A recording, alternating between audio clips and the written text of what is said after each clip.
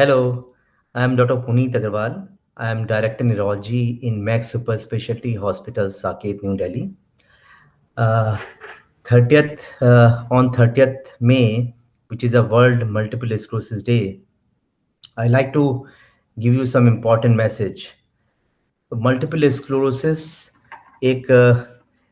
Disease centre brain और spine की nerves की डिजीज है जिसमें नर्व्स के का माइलिन शीथ जो कवरिंग होता है वो डैमेज हो जाता है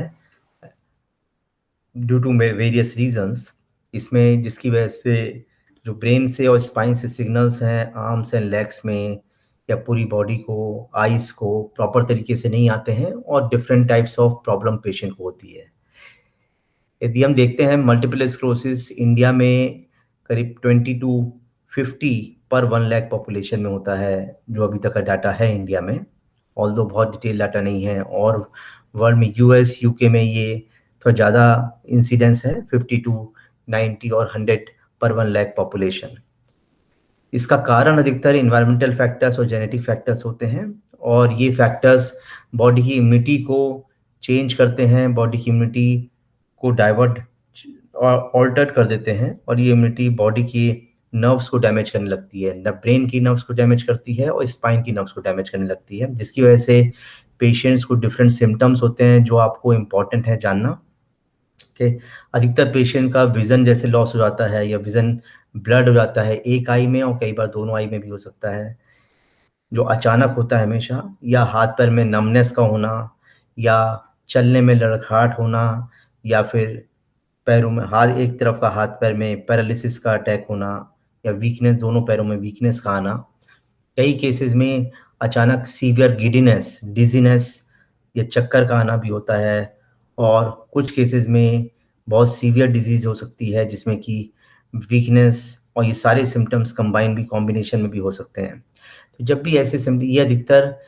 यंग एज से लेकर old age means from 15 years से लेकर even up to 70 years 60 years तक की एज पॉपुलेशन को ज़्यादा इन्वॉल्व करता है और उसमें थोड़ा फीमेल्स को ज़्यादा इन्वॉल्व होता है मेल के कंपैरिजन में। Although we have seen patients in the childhood also as well as in the old age also having symptoms and signs of multiple sclerosis। जब भी ये सिम्टम्स आते हैं हमको न्यूरोलॉजिस्ट को कंसल्ट करना चाहिए और उसमें एक एमआरआई कलर्ड एमआरआई सबसे इम्पॉर्टेंट टेस्टिंग होती है। इसकी ये मल्टीपल स्क्लेरोसिस एक ट्रीटेबल डिजीज़ है, इसके लिए काफ़ी नई-नई मेडिसिन्स भी दी गई हैं जिनमें शुरू में एडमिशन करना पड़ता है पेशेंट को डायग्नोसिस बनाने के लिए और बाद में उन मेडिसिन्स को फिर लॉन्ग टर्म देना पड़ता है। इसका ट्रीटमेंट अप्रोच कॉम्प्रिहेंसिव इंटरडिसिप्लिनरी और कॉम्प्रिहेंसिव अप्रोच करने से जिसमें medicine, exercises, physiotherapy, lifestyle changes,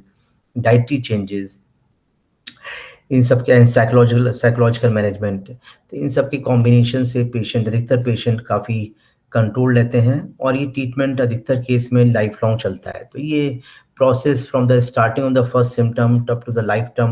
life long process है जिससे कि पेशेंट्स को यदि प्रॉपर तरीके से न्यूरोलॉजिस्ट केयर किया जाए तो पेशेंट को 100% फ़ायदा मिलता है और कई पेशेंट विदाउट सिम्टम्स कई साल तक मेंटेन रहते हैं। यदि पेशेंट को बार-बार सिम्पटम्स होते हैं, ऐसी डिज़ीज़ में कई बार पेशेंट्स को बार-बार सिम्पटम्स होते हैं कुछ टाइम के इंटरवल में, तो फिर मेडिसिन्स को न्यूरोलॉजी से कंसल्ट से कई बार चेंज करना पड़ता है। Thank you.